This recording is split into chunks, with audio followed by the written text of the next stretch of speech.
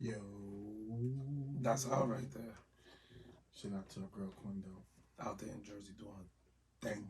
Doing her thing. She's shaking and baking over there. Word. Wow. Making that money. Getting it in. You know what I'm saying? Right. We back. Ladies and gentlemen. It feels like we haven't been in a minute. I don't know. I know, bro. Has the week been that long? It's just been so much. So much. So much. But world, what's up? It's your boys, we back. Silverback Chronicles podcast. It's your boy Big H. I got my brother Dre. We here. Got my brother Triple C. Maintaining chilling, bro. Always. And ladies and gentlemen, hope everybody's doing well, staying safe out there. We got another phenomenal episode for you tonight. By the way, this is episode 57. 57. Okay. Yeah. You on it, son. I'm on it. The streak continues. Word. We got another phenomenal episode. Phenomenal. First and foremost, let's get into that Triple C. Our sponsors, Starbucks USA. Don't forget discount code, all caps, Silverback Podcast, all caps, Silverback Podcasts. We appreciate you. Stay safe always, ladies and gentlemen. I'm going to keep it real brief. Give a shout out to just everybody living. Enjoying yourself. Stay safe. Keep squares out your circle. If you believe in yourself, that's the best one to believe in. Keep God first. And it's out there for the taking. Whatever you want to do, whatever you want to be, just have a phenomenal work ethic. Have goals. Be a visionary.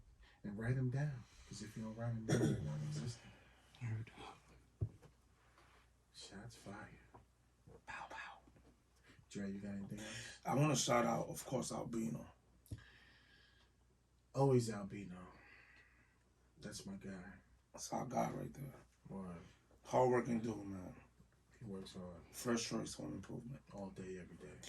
And then the second person I'm going to shout out, this woman right here. Yo, when you come across certain people, just knowledgeable, just this woman, her name is, I call her Q. Her name is Q Nicole McNear. Okay.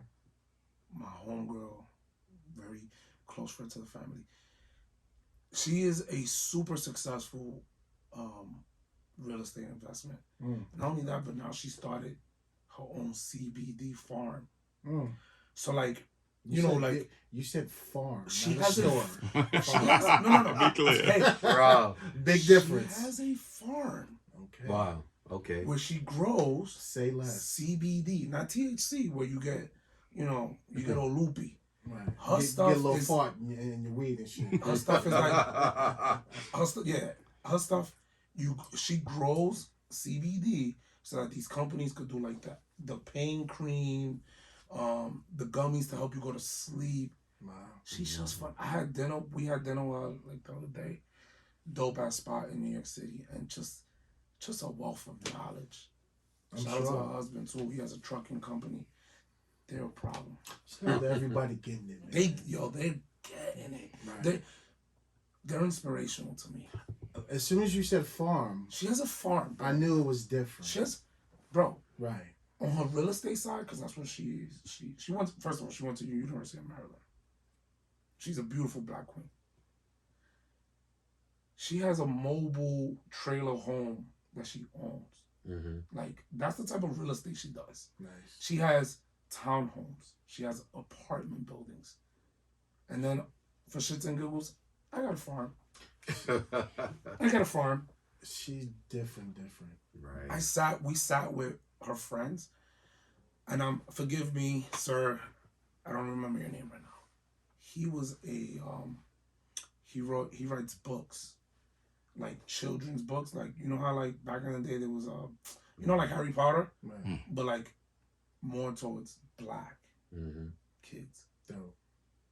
An insane, like a well accomplished, I forgot his name. He pulled up in a cherry red Porsche 911. I said, what? Wow. From writing books? That's what you doing? Like, that's the type, like, real low, like, yeah. Beautiful. I pull up in a fucking Chevy Spark. Like, hey, What's up? what's up? But It's good on gas look though. at my Fendi. Look at this. Look at no. Right. Different, bro. But yeah, different people, man. Just every time I get around her husband, it's just, you know, you enjoy that intellectual conversation. So shout out to her.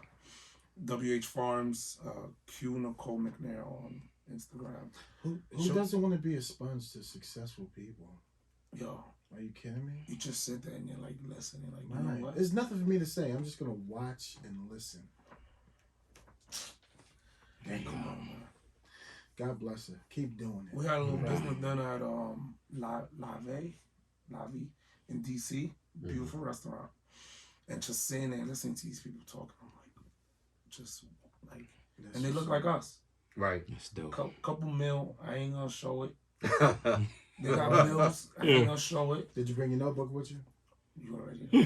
Pad. I have my memo pad in my phone. What? I'm like, say that again? Yeah, because you think I'm texting somebody? No. I'm jotting. Yeah. Right. And that's dope. No, that's dope. We learn from each other. That's it. Which brings why we here today. Listen, world. Iron sharpens iron. This is 2.0 of our former retired captain, Alonzo Moreland. I always want to hear him talk. You talking to somebody with a wealth of knowledge, been there, done that, educated, always strives to learn more, be a better person. The direction he's going in his life and what he's passed down on us, man, you talking about gems being dropped on you, diamonds. I mean, you just can't buy that. You really can't buy that. Okay. So he blessed us to come in and chill with us again tonight. And that's why this is 2.0 of Alonzo Moreland. Sir. Hey. Thank you for coming back. Thank you for having me. Absolutely. For the listeners, right? When you first came through, that was like your intro. Absolutely. Right. Now you're back. You're the first person, one of the first ones that come back. Wow. And now we just want to soak it all in. All in. I appreciate that. Hit them with that knowledge. Like, you know, it's just, we're fortunate to be, you know, in this space because you're older than us. Right. You have accomplished so much. Hell yeah. So by you taking the time out to talk to us, you're giving us like the cliff notes to getting it done. So right. that we don't make mistakes, or so that we're just catching up on time. Like, we're not wasting time because you're giving us the answers to the tests and the steps. Right. You know what I'm saying? Absolutely. We appreciate that. And there's a lot of our guests that, you know, the way they intro, but now the 2.0 is just. Now this 2.0 is so different because when you hear this man talk, it's everything clicks. Yo. Everything clicks. I get overwhelmed with joy, and it's nothing better than that.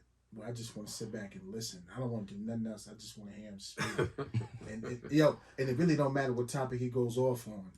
It's just amazing. It's well said. It's so articulated, and it's in its purest form. It's like he should be a professor. Yeah, it's the delivery for me. What? But listen, enough. Sir, how you been? What's good? It's been a couple weeks. Right. Because he was what, episode 52, I believe. Yeah, I think so. Oh, 50. 50. 5-0. 5-0, right. Right. And now he's episode 57. We couldn't wait to get him back. Came back for the, you know what I'm saying, 2 times. Right. So what's up, boss? Double back. It's a blessing for me, man. What's thank you for having me back. Nah, thank you for coming back. It's your house, Absolutely. bro. Absolutely. It's yours. Whenever you want to come by. Yeah. We appreciate it. Seeing you guys, seeing Triple C over there, you know, Mr. Arranger. Right. That's what he is. Triple C don't play. That's like the Quincy Jones of Oh, podcasting right for there. real. Arranging. I appreciate your show, and definitely appreciate the opportunity to, you know, be with you guys the first time and then be back now. Yes, sir. Especially, you know, with all the things that's been going on. I know y'all been busy. Right. You know, and we all been busy. So yeah, I count it as not just a pleasure, but a blessing to be back. Mm. You know how many people hit me up when they listen to your episode and like, Who is he? I wish that man was like Right. my uncle, Right. because I would have done things a little bit different. And I we appreciate need that. We Yeah, need yeah. that, I appreciate that. you know. Like you said, iron sharpens iron, and we've all had good mentors. We all have good mentors. Whether they still here or not. We've had some good people in our lives, and I'm fortunate enough to remember a lot of things that people have taught me, that people have pushed into me, and I think part of the reason I'm here, not just on this show, but just part of who I am, I'm supposed to be giving back. Wow. This is like my way of giving back. Mm. We appreciate it. That's amazing. Let me shout out one of my old mentors, because you brought it up, Ted Nelson, my mom's best friend. That guy was phenomenal, instrumental in like me and my brother growing up. So shout out to him. That's dope. So what's been going on, sir? What's new? Hey, like everybody else, been watching the watching the results of the elections and the transition, to the new administration, and how that impacts, my place of employment, and my family, and the people that I'm responsible to. Absolutely. Yeah, so just watching that and trying to stay free of the Rona. Yeah, absolutely. Because that ain't going nowhere. That ain't going nowhere. We ducking that. Yeah, unfortunately, that's mediocrity has consequences. Absolutely. And ignorance have consequences, and what we're seeing now is one of those consequences. I'm curious because we're only a few weeks removed from the Capitol event. Right. So when I think of that, and I think of what those officers went through, and I can also take that back to the Freddie Gray riots. Right. Very, very similar. Mm-hmm. I'm curious on your input from the whole Capitol event and your standpoint from it. Right. For me to give my honest opinion, I have to make assertions that, I don't know for sure, but I'm going to say them anyway. Absolutely.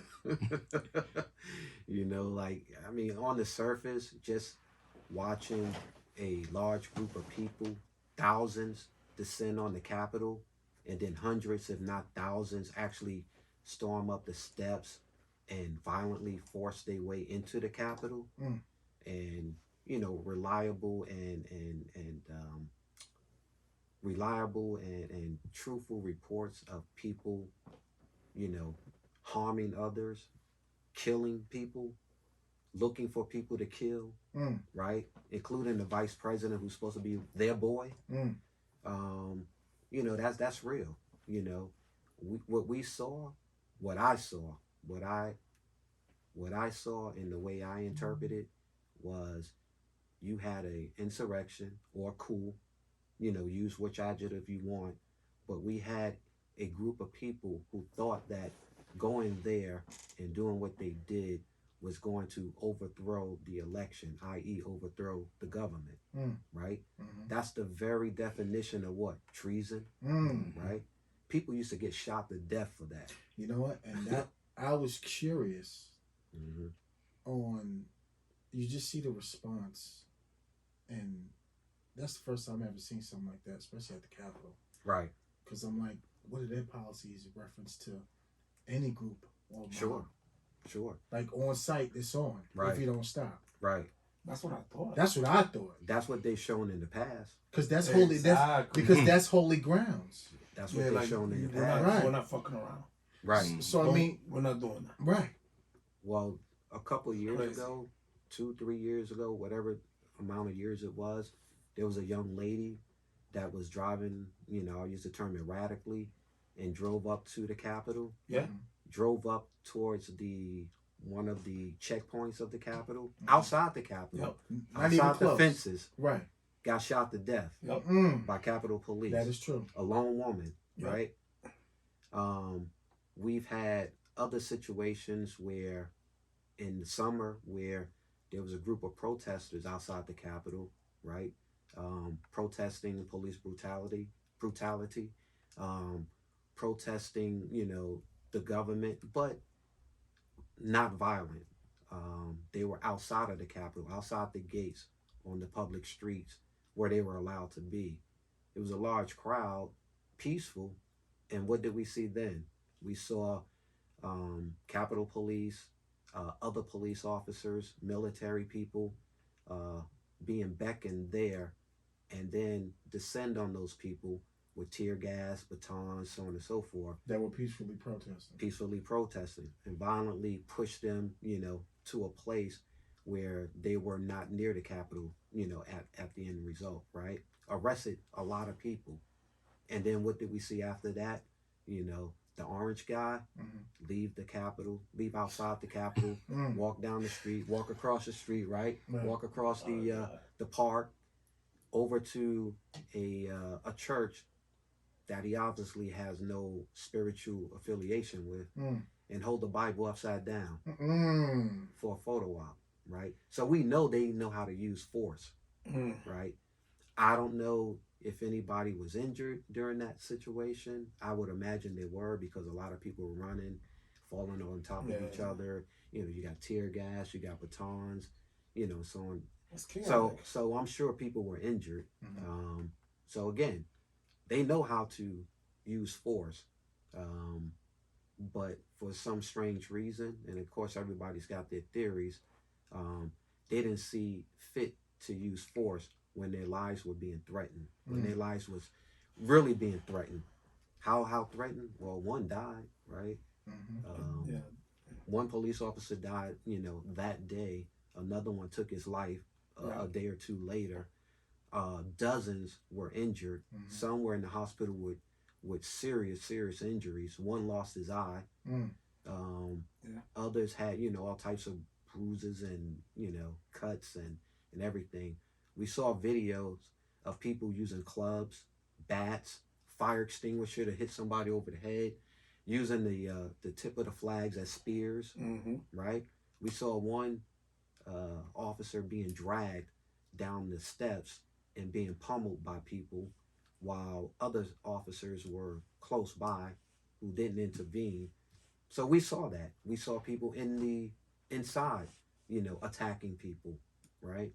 So, on that, you take that, and then you take the backdrop of what happened in the summer, and then you take the backdrop of all of these unarmed black men and women who have been, killed, offering no resistance, offering no threat, including children. And yeah, you have to wonder why these people didn't see fit to protect the Capitol better, Cap, because you big bro, and we value your opinion. Let me ask you a question. With everything you just said, how does another country, so when this happened, right, we were always under the assumption that, if you assault any government building, you're going to get handled. Right. You're going to get dealt with. Right. Right? Like you mentioned, absolutely. You mentioned great examples of stuff that's happened.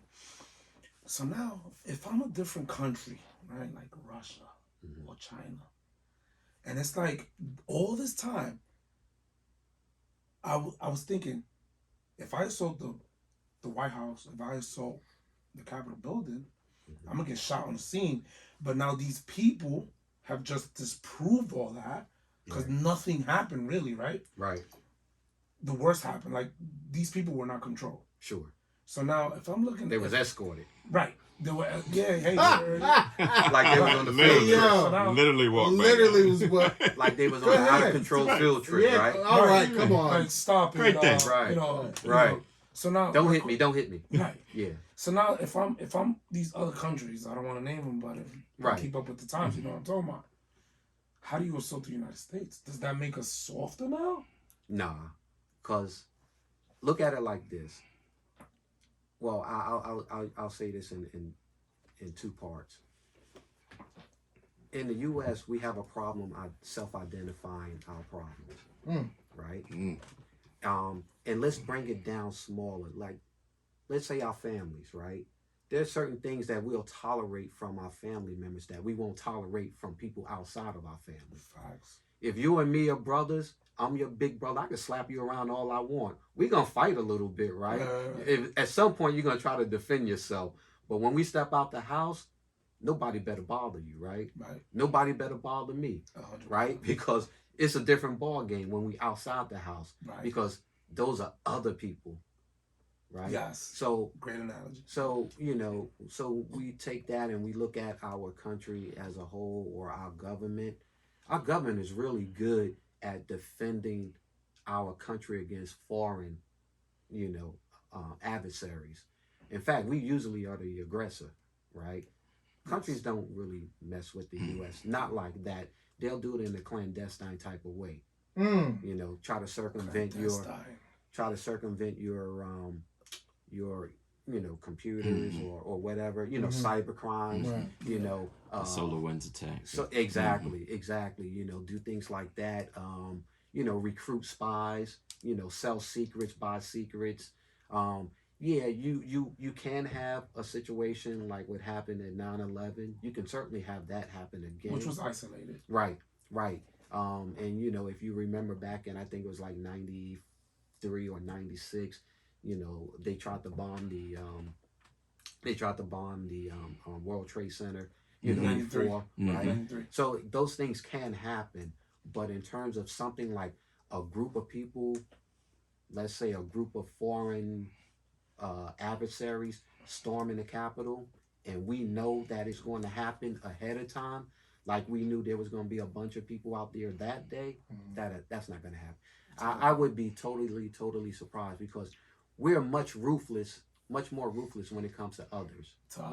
That's a good point. No, that's a good point. You know, because I was thinking, I'm like, damn, I wonder if they're gonna think that this is how we're gonna treat everybody. You know, because they didn't, like you said, they exported them. Right. So now do other countries now be like, yo, let me try my hand? You know, what they're thinking now, I believe, is all the things that we talk about, freedom, all the, you know, America's about freedom and equality, and you know, we're about a democracy. Yeah, that doesn't hold water for a lot of countries now. They're using that to say America is hypocritical. You know, America will send troops over here and try to force us to have a certain type of government, but they don't have that same type of government themselves. They're not doing that themselves. Right. That's what the other countries are saying. And you know, you have to examine that. You know, you have to examine it. I mean, because we've given them prima facie evidence that that's the situation, right? Prima facie evidence, what you see in front of you, right? What's happening in front of you is evidence of what's happening, right? Right? So they saw it.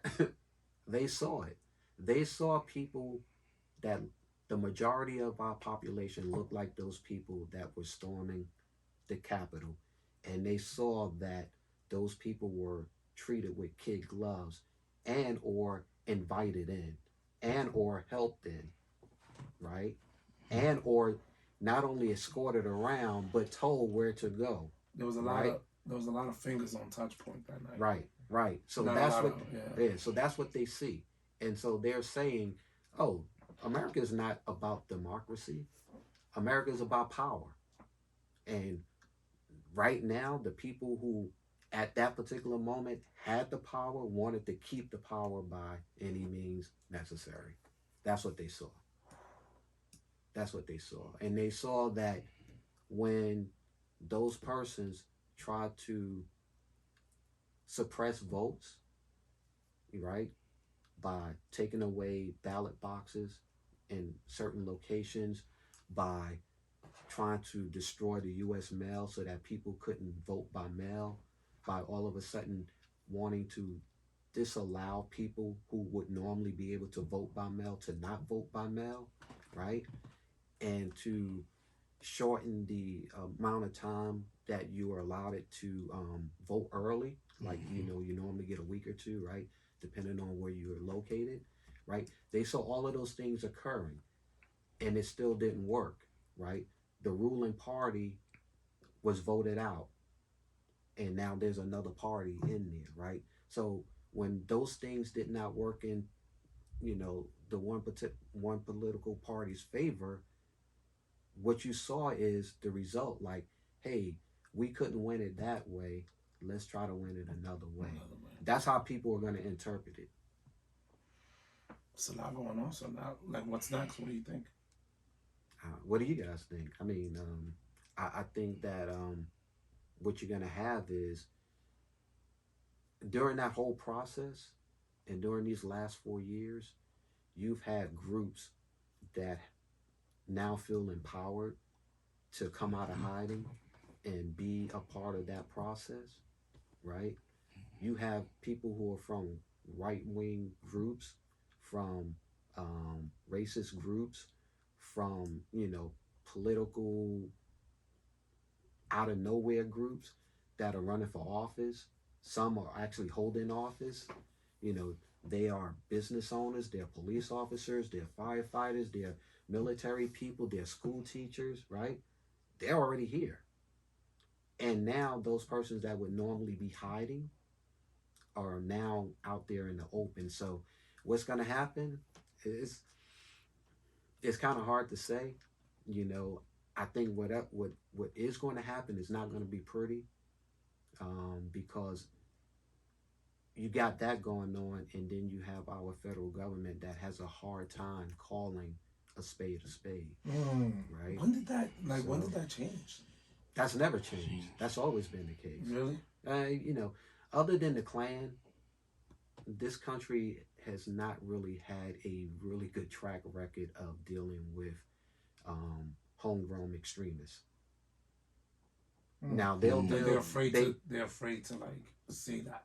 Yeah, I mean, think about it, right?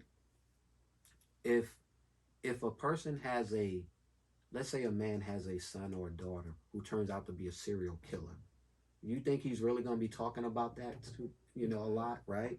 Or if he has a son or daughter who commits a horrible crime and is doing, 50 years in jail, that's not something that he's talking about, right? Our extremist groups are our problem children, the ones that we don't talk about. It kind of like reminds me of what you said offline, that we have to look in the mirror. Absolutely. So the United States has a problem with looking in the mirror. We're really good at telling others. Yeah, we're really good at telling other countries what to do and how to govern and how to treat their people and all that. And throughout history, we've done a good job or bad job, depending on what side of the coin you're on, right? If you are from a little small African country, you may say we don't do such a good job.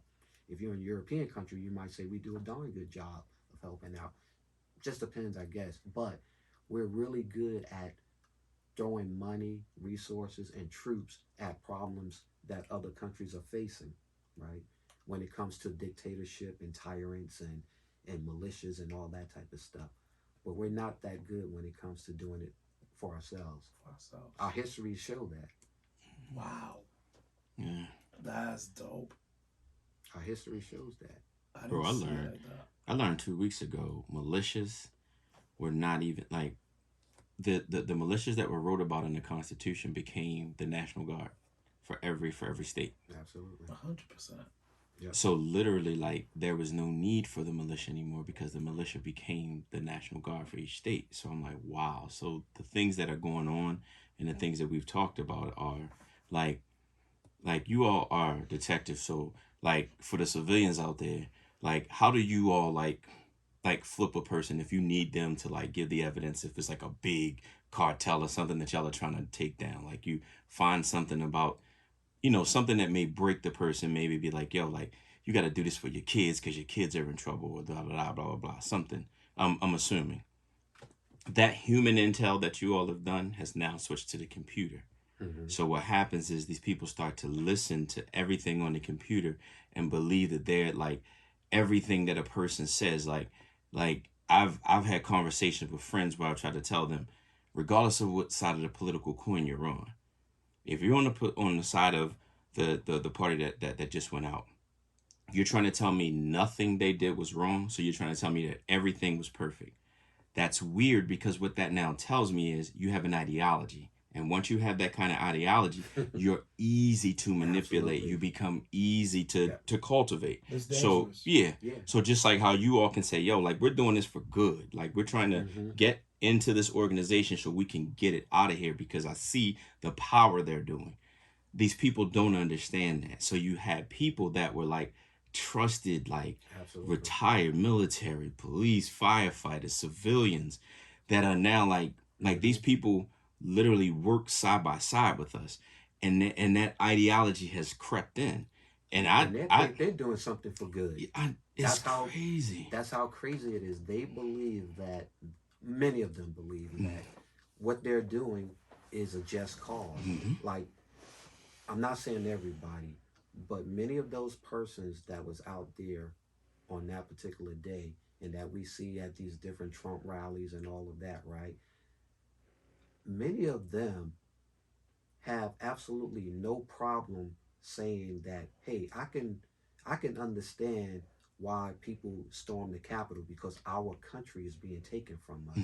Many of those same people can say, remember a few months back when the armed militia stormed the Michigan Capitol? Right. Armed militia, full gear, tactical gear, rifles, handguns, everything. Stormed the Capitol, took over the Capitol. Police officers all over the place, just chilling, watching them do it, right? Very comfortable with them doing it. Why? Because a lot of them have the same ideology. They say to themselves, well, yeah, they're making us wear masks. They're taking away my constitutional right to say no, right? They're impugning on my rights. But those same people have a real problem seeing a bunch of young people, black, brown, white, yellow, red, walking together and chanting, I can't breathe, right? They can, unless it's happening to them and unless it's part of their cause, they can't see it. Right. Or they don't want to see it. Right. But if it's part of their cause, no matter how wicked, no matter how off base, they have the innate ability to make themselves believe it. Like I heard a man say recently that we as humans have the uncanny ability to make ourselves believe things that are not true. And we see it all the time, right? We have that ability. That's what makes cults so dangerous. Like people have the ability to lie and people have the ability to believe the lies. Right. You know? And when you take that on the grand scale like we saw, out there, crazy bad things can happen. I mean, let's not forget whether you are Democrat or Republican or whatever, right? I think it was over 73 million people voted for Donald Trump. Like over 73. He, in any other year, he would have won with that amount of votes. That was the most votes ever, except Joe Biden got like another 10 million more or 12 million more, whatever it was. I think he got like 85 million plus. So more people came out to vote and voted during this election than ever. But part of that was more people voted for the loser of the election than ever. Right. They both got more votes than Barack Obama got in both of his elections. Not combined, but each time out. So people recognize that there's a lot of power out here, and there are people who believe that they're losing power that should be granted to them. Like they were born into that power. Right. And they feel like they're losing that power. They don't see the progress of people that look like us as being good for the country. They see progress from people like us and young people and people who are coming from other countries as them losing the country. Right. Right. And I would imagine that. You think that'll ever change? It hasn't changed so far. I mean, think about it, right? Our country has always been that way. If you look at our history and all the events that have occurred and how we've got to this point, it's always been that way, right? You've heard people say, well, that's not who we are. What happened in the Capitol is not who we are. Yeah, it is. That's a part of who we are. How many race riots have we had in this country where hundreds or thousands of black people were murdered, Absolutely. right? Because the larger majority, the larger, more powerful majority, thought that those black people who were practicing their independence was a threat, right? Mm-hmm. You know what's even scarier? Just thinking if that mob was all blacks. It wouldn't have went the same way. Do you think they'd even reach the gate Nah, I mean, or the steps? even the white politicians, sensible ones, have said that wouldn't have happened. Mm-hmm. Like, so many people have said, well, just look at how black protesters are usually policed versus what we saw then, versus what we saw in Michigan, versus what we saw in Oregon and other places. Right. Oh yeah, that was disgusting. A CNN, Right. a CNN reporter got locked. Remember, he was literally had a CNN everything Right. on. A black Right. guy was with the CNN mic and everything. Right. They locked him up, and he was just like, Right. I'm a reporter." They Right. locked him up, Clearly. and the governor had to apologize several times. It was Right. on live TV. Right. Like That's a dude got locked crazy. So, right up. you know, there's a culture in this country that still looks at black people as a threat. Black boys, black girls, black men, black women, brown men, brown women, you know, red men, red women. Looks at them as a threat. So much so that everything that they've learned other than that threat goes out the window. Goes out the window. You know. They practice so much restraint at the Capitol that day. It was beyond anything reasonable. Right? Where in what academy do they teach you that when you're being physically attacked with a weapon that you respond by just leaving? Right. In that Stop, sir. right. Where have they trained anywhere in this country that when you are holding a government building that you willfully give ground? Mm. Right? It's not. Nobody teaches that. Nobody. And we talking about the federal government, man. Right. Right. Right. And I know Mr. they State. don't treat. I know they don't they treat don't that. Right. That's not taught anywhere. Right. Nobody trains that way. Right. I mean, I'm sorry, but that's how they've been doing. In my experience, I feel like they've been doing that for a minute though. Because with the Freddie Gray riots, she said, "Give them room." So that's been the. I feel like I see what you're saying, Cap. Mm-hmm. That was an anomaly because that was a mayor who was very sensitive to what the people were, what some people were trying to express. Yeah. You can argue that she did not handle it well, right? But you can also argue that, you know, our city police department doesn't have the resources or not extended the resources that was necessary for that type of, you know, situation. That was the other piece. That's a great point. You know, That is a great point. that was the other piece. Yeah, so like on the grand scheme of things, yeah, you're right. Right. I mean, I don't think we as well. I don't think. I know it wasn't equipped for it, but it was just a snowball effect, Absolutely. Yeah. instantaneously. Right. Because once you allow that, Right. look what happened. Right. Yeah. And see, and that was an I'll use the term impromptu uprising. Like, you didn't have people for weeks saying on social media, hey, on you know, this day, this time, we're gonna all meet at this location and we're gonna cause a riot. Right.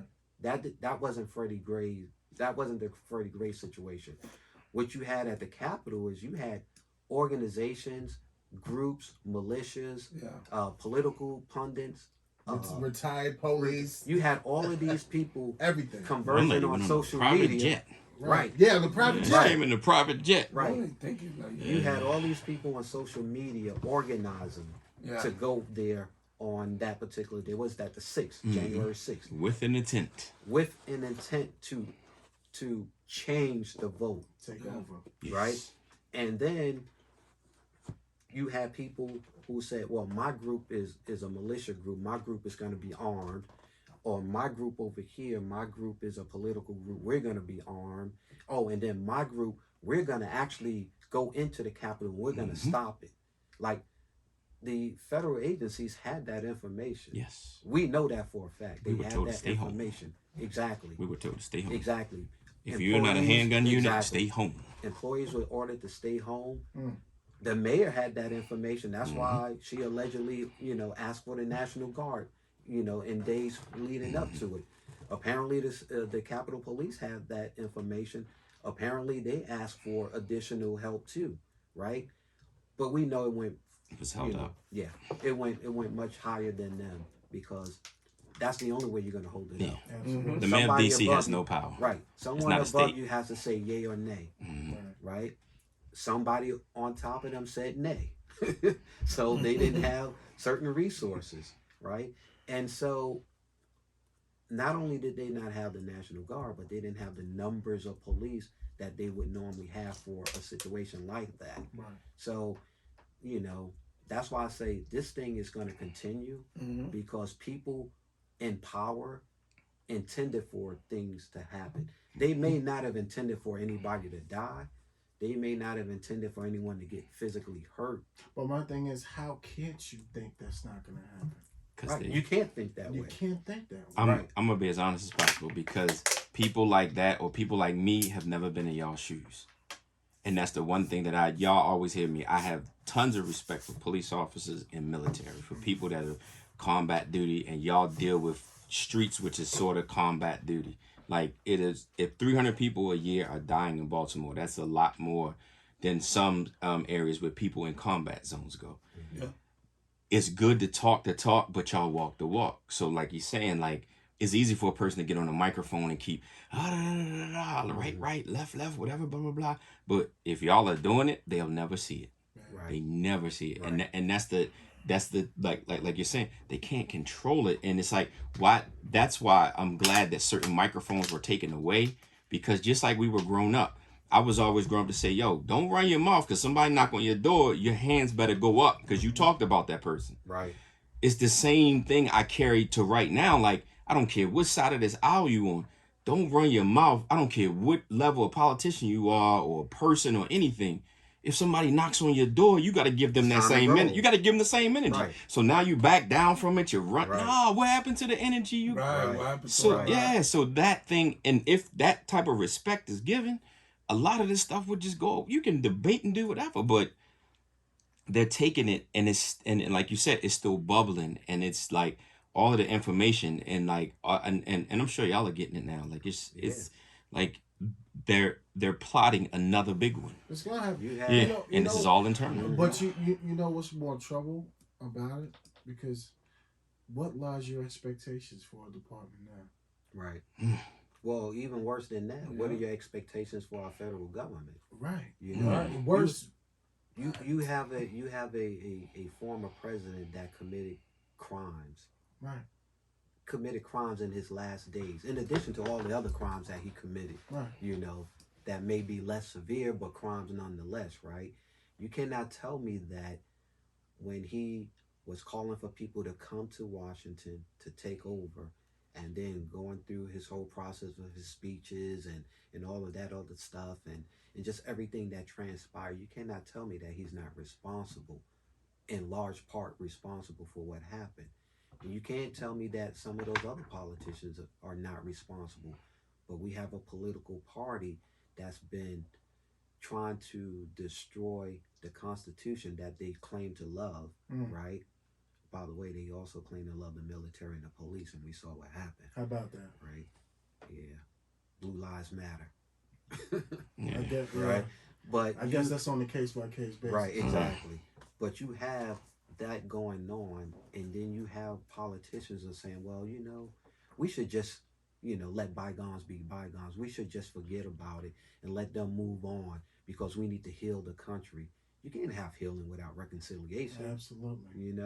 That's like someone shoots another person, and and the person is severely wounded, and the perpetrator is not arrested, not prosecuted, or anything, and the judge tells the victim, we think the best thing to do is just to, just let bygones be bygones, because we all need to get along. How about that? That's like the saying. They put a Band-Aid on a shotgun wound. Absolutely. It's Absolutely. not, we just they're not doing nothing. Absolutely. But in our history, we've never done that. When Right. somebody has attacked us, we've always responded. We've always shown Yeah. out. We've always shown our force. We've shown out that's the one American thing that I love. Like in any situation, if you attack us, it's like, all right, now you're gonna get it. And let me You tell gonna you, catch him. racism, classism, all those isms, it's been a big thorn, you know, or big, just a big cancer for this country forever. And if you look at it, I always like to use analogies, right? If you look at America like an abused child that's never been made right, never been made whole, you know what happened to people who abuse when they grow up, whether they're sexually or physically or emotionally abused, they become abusers, they become crack addicts, right? They become promiscuous. They do all these things that go about destroying themselves because they've never had an opportunity to confront And heal. that person who abused them and to heal and to be made whole. And they continue to carry that pain and that anger over the course of their life.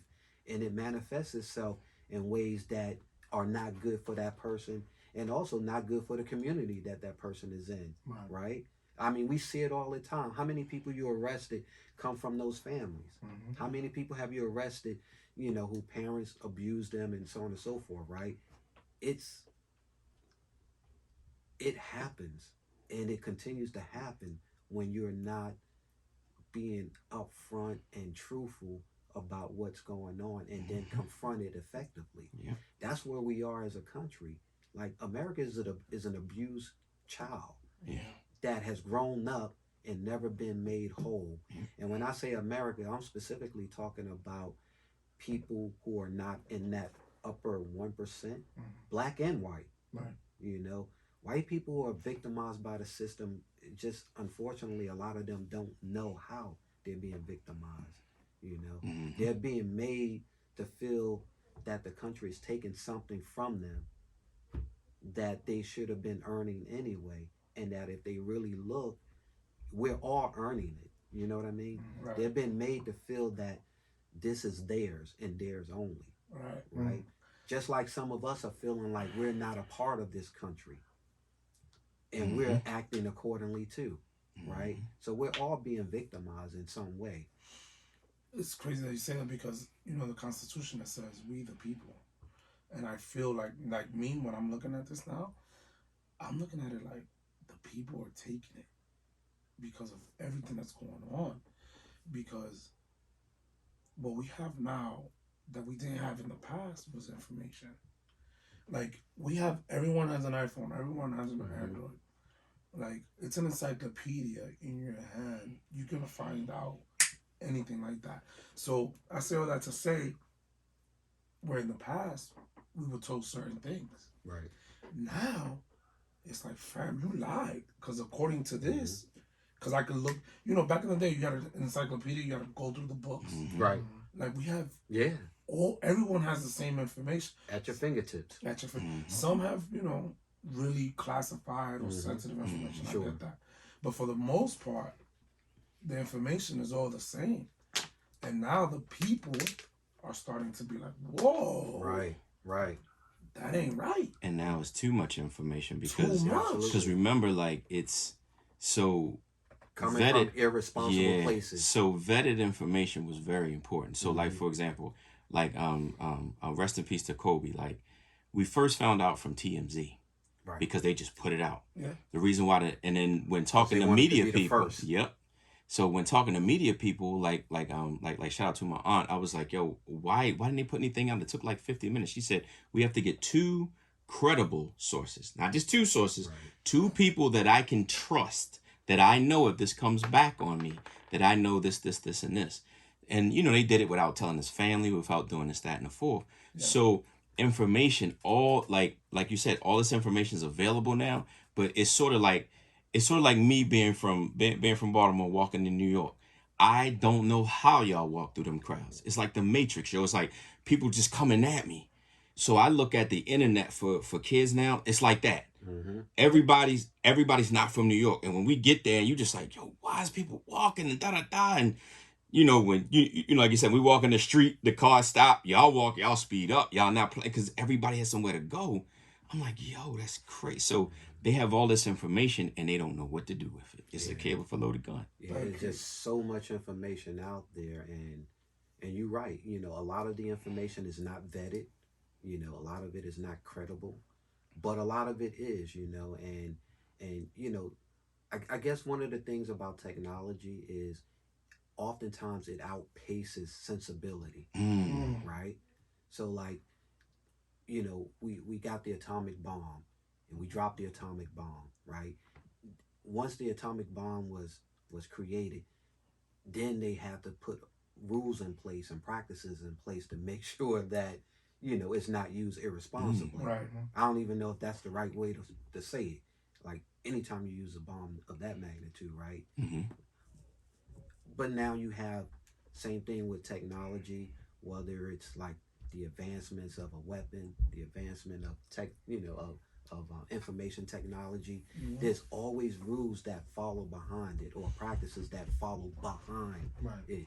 And so we are in a situation like C was saying where you got all this information out there, and yeah, you can use it for good. Like there are more entrepreneurs now than ever 100%. in this country. And a large reason for that is because of the free information that's on the internet, right? Many people, whenever I want to fix something on my car, I go to YouTube, right? Yeah. Right? How many of us go to YouTube to find out how to do something before we actually do it, right? So there's a lot of good stuff out there, and there's a lot of good ways to use it, but at the same time, there's a lot of stuff out there that's not credible, a lot of stuff that's used for propaganda, that's used to radicalize people, especially now we got the pandemic. You got more and more people stuck at home with nothing to do but to be on the internet for 24 hours a day, being radicalized, It plays into their emotions. Exactly. Shout out to Eric Reitmeyer. He spoke heavily on that, how they play into their emotion. And it's like your sensibility goes out the window because now you're being pretty much radicalized. Yeah. It's dangerous. Yeah. It's dangerous. Yeah. It's dangerous. Yeah. I mean, like, I feel like when I look at the world right now, even that day of the Capitol, I'm not going to talk much on it because I was so disgusted, I couldn't even watch. Right. Like, the fact that, like, the Capitol building's being stormed. Right. What? So I didn't want to watch. I didn't want to get, because it does play into your emotions. Sure. One channel says certain things and you get fired up. One channel has you feeling like, wait, but it's supposed to be this way. You know what I'm saying? And it's like, if it's one truth, how we getting two different truths? Right. If it's one truth, because there's always one truth. Right. But it's the way people interpret it. Absolutely. And I feel like, so with that being said, I feel like this country right now, what we're going through, I feel like it's a changing of the guards. I feel like the power, they're starting to lose that power. They're starting to see like, hey, those old tricks that we used to get away with, you can't get away with it anymore because everybody got a phone, everybody got, information. Right. I mean, we were talking about it offline. The big Reddit thing with GameStop, that shows that's a whole David and Goliath. Absolutely. That was dope. Like the little guy's starting to have power now.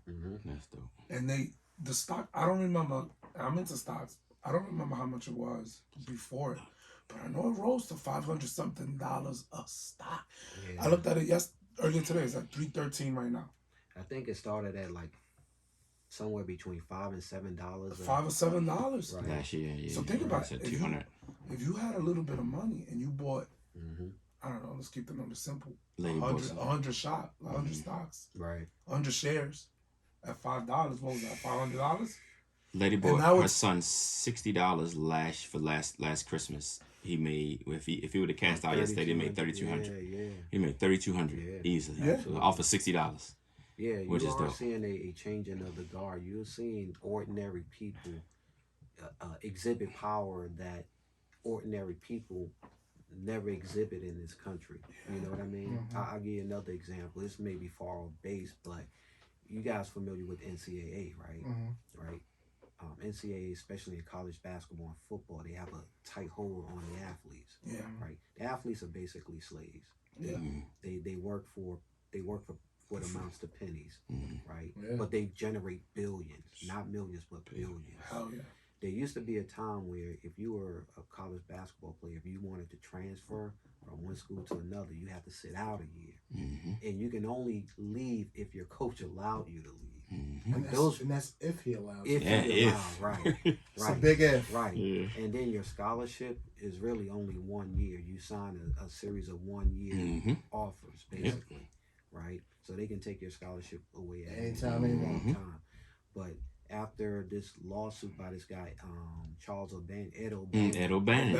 Yeah. I remember the O'Bannon brothers from It's- UCLA. I Shout out to them. Exactly. And Killed it. They were animals. And people becoming more vocal about the system and how it preys on people and how it takes advantage of these students, things have started to change. So one of the things that's changed is like now if you're a athlete and you transfer, you can become eligible the very next year, right?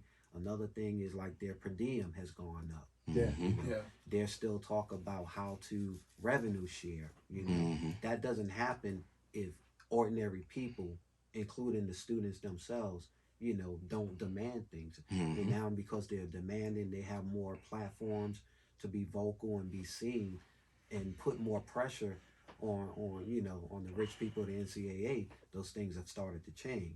So yeah, I definitely agree with you, Dre, that we're in a situation now where this country is changing, some for the better, maybe some for not the better, you know. But it's definitely changing. I think it's time for a huge cleansing. Yeah. I would say everything's being exposed. Yeah. Yeah. It's like you said. But you know who had a big part of that was Jay-Z's sports management. And he's like, nah, they gotta get paid. Right. Yeah.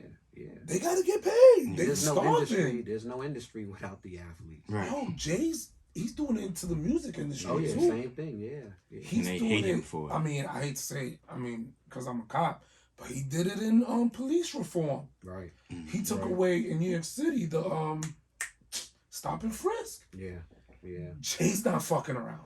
Yo, let me tell you, man. He's There's some leveling. things. There's some things that need to be done. Like you cannot tell me that as a trained police officer, grown man or woman who've gone through training and supposed to be a clear thinking person, you cannot tell me that you can't read a use of force situation correctly.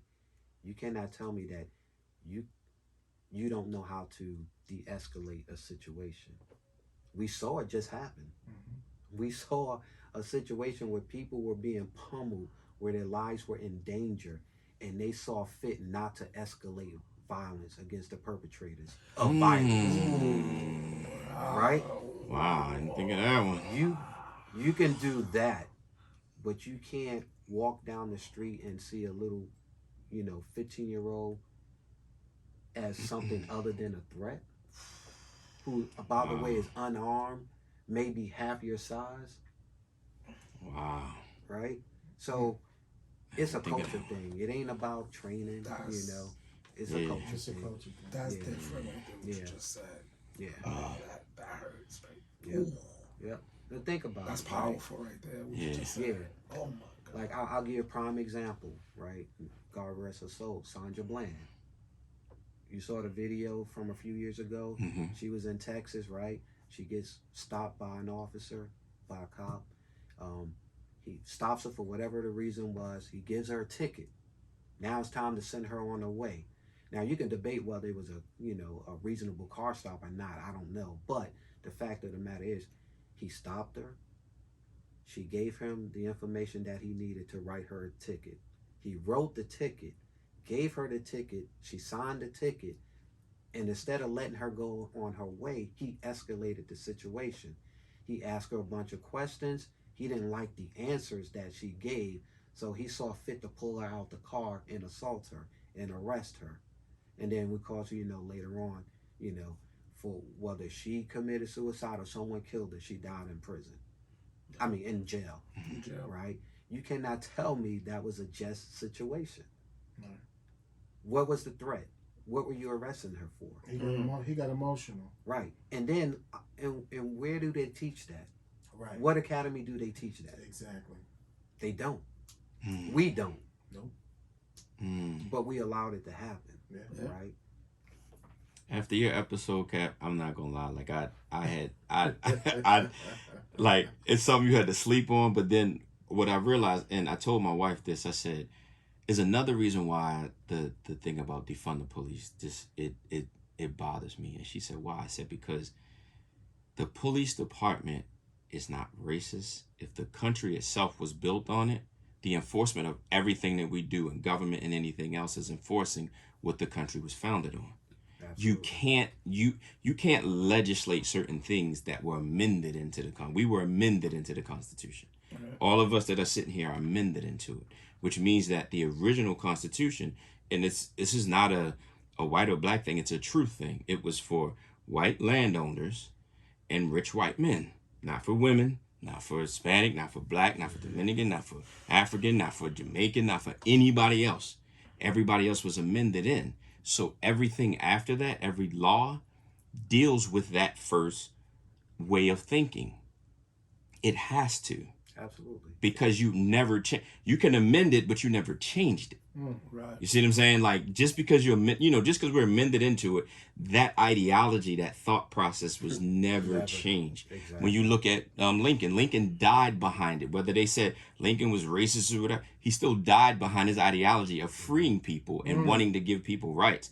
Andrew Johnson wiped that right out. Yeah. So 10-year period where people were showing they could do something. Nah. I don't want none of this stuff done. He was a slave owner. Yeah, he was a slave owner. He Andrew said, Jackson I don't want none of this stuff. He said, I don't want none of it. Reconstruction. Yeah. Yep, he did. It's funny that you bring that up because I really feel like, and I think these are conversations I have with myself. Right. Because nowadays you can't have these certain conversations with people. Right. They get, and it's like, I don't want to, like you said, I'm not trying to argue with you. Right. So I have these conversations with myself and I really do feel, because the country's only 227 years old. Well, you said that the Constitution was only written for that, to cater to that group. Now that majority of this country is minority, which is we're the majority now. Not that the Constitution needs to be changed, but it needs to be revised. Police work needs. I'm not saying I'm a cop to the day I die. I love being a cop. I love helping people. I love serving communities. But there's certain policies, or there's certain policies, that's what we use now, that needs to be revised to fit this time. Bro, you're enforcing the law. Y'all say that all the time. We're enforcing it. Yeah, but we're enforcing the law from the 50s. But it's still enforcing it, though. So the ideology of the law is just being enforced. So you can defund, you can take away, you can do anything else. If the law is still on the book, like, for example, marijuana. We all know that marijuana is not a Schedule 1, but it's a Schedule 1. It's Schedule 1. So so in my line, if somebody pops, you're losing your job. Right. I can't fight that. Even though I know what it is, grown up in Baltimore City, this, that, and the fourth, I have no sympathy. This is the law. It's black and white. Right. With marijuana, you get... Marijuana was available. It comes from the earth. Right. You grow it. They all come from the earth. Yeah, that's a fact. This is a fact. But cocaine looks the same as sugar. Those companies, those pharmaceutical companies that are owned by whoever they own, right? They said marijuana is bad, even though now with information, we're figuring out. Look at all the benefits. You have cancer, right? Let's say why is the doctor giving you marijuana? Why is he not giving you pills and all these chemicals? Right. Because even they know that the weed is better in a sense to treat this. But back in the day, those people needed to make money, and they knew if marijuana was around, I can't make money. I know it's better than these chemicals. I'd rather give you opium. Now I keep, like they say, I keep you coming back. Man. Right, absolutely. I keep you coming back. That's what modern medicine in part is about, keeping you coming back. Why you saying so many people are hooked on opiates and heroin, right? Because they got to keep them coming back. Keep them coming back. Why? why I could go to McDonald's and get a burger for $1, but I can't get a salad for $1? Yes. Right. Yeah. Because if That's I eat unhealthy, Yes. you're gonna have to eventually get on some type of medication. Yeah. Whereas, I mean, you could look at it that way for sure. You know, this country, you know, what's the word? The economy. Yes.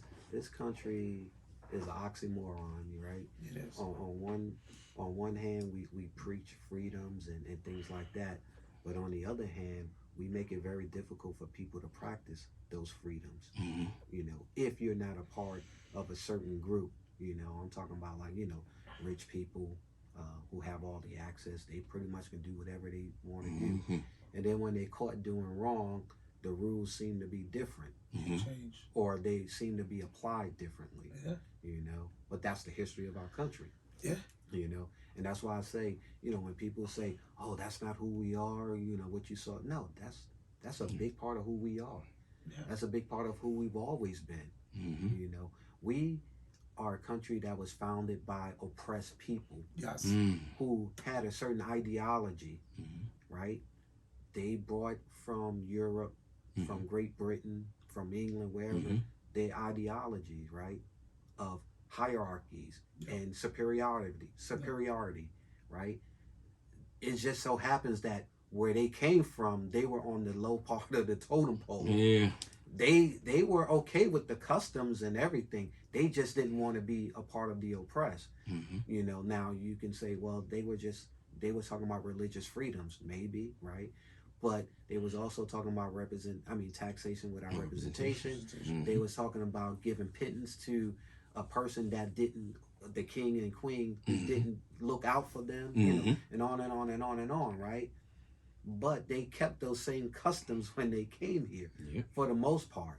Now, granted, they did change a lot of things, right? Like instead of a king, you have a president, you know, and so on and so forth. So a lot of significant changes, right, that they took from other parts of Europe and North Africa. But at the same time, they kept a lot, you know. So it is who we are, you know. In England, they kick butt to take land, right? In Europe, they kick butt to take land. I feel like they kept a lot, but without, it's like invisible. Right. It's like it's there, right, but it's not like in England. It's like I'm the king, I'm the queen. Right. Here, like you said, it's the president, but like that class, right. We're not gonna say it. Sure. But it's there. Yeah. And you have to be a part of that. You have to. And there's some things you can clearly see, and there's other things that are like hidden in plain sight. I definitely get it.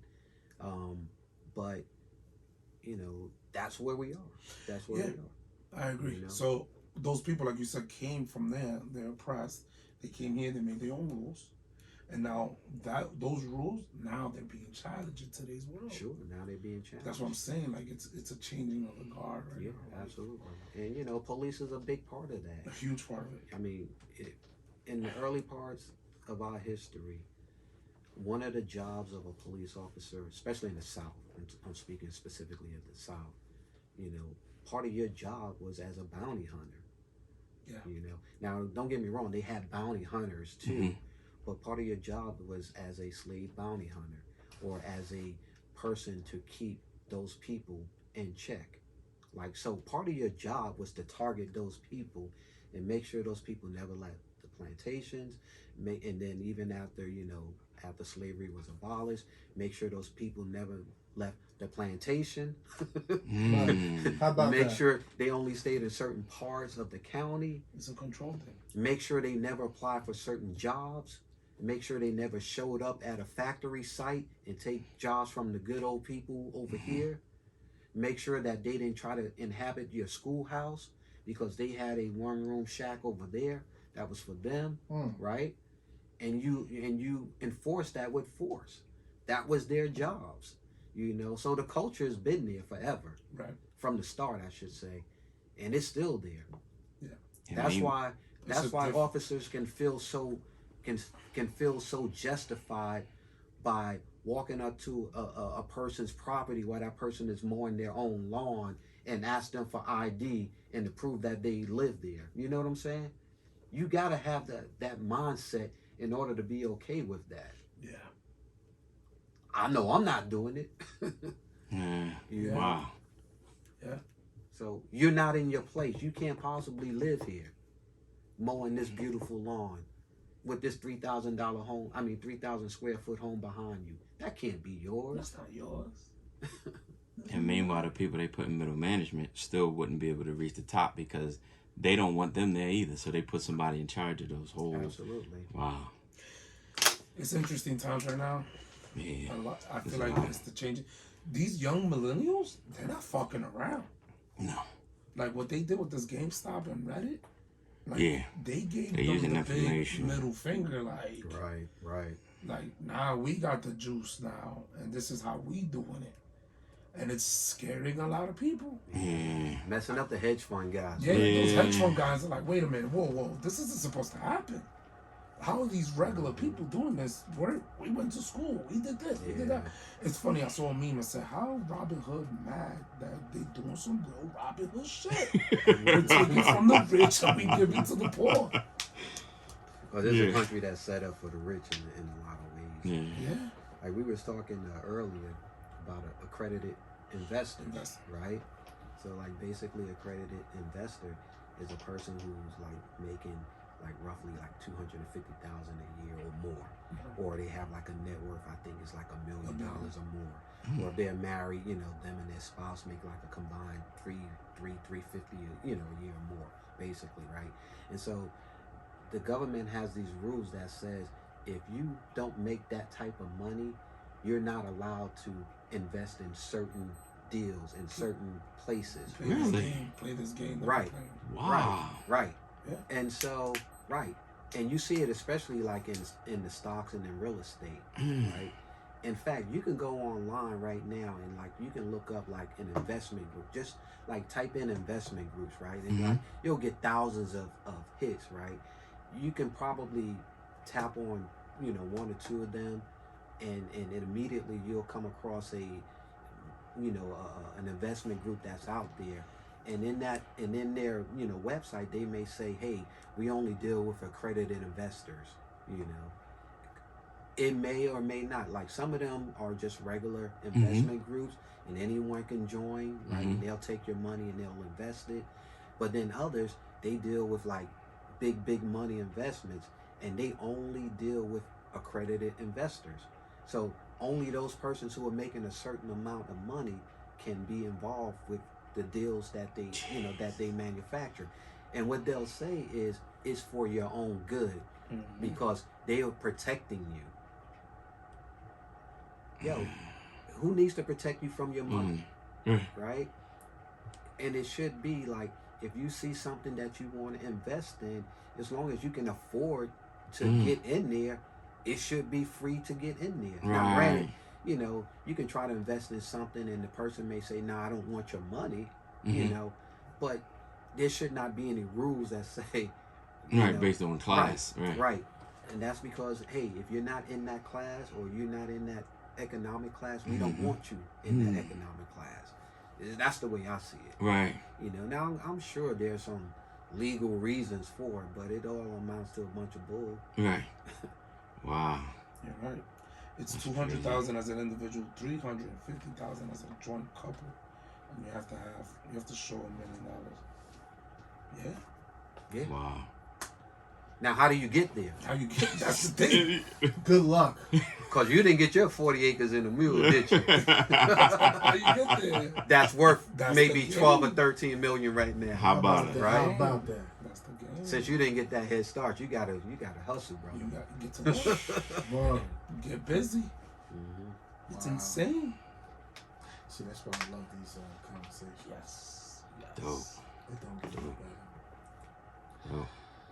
Oh, man. Let's do it, man. We have to. Well, ladies and gentlemen, I'd like to thank Lonzo Moreland, our former captain. Big He's bro. still our captain. Big bro. He's my captain now. I need Wow. him. Call him. I need him on speed dial. Hell yeah. Bro.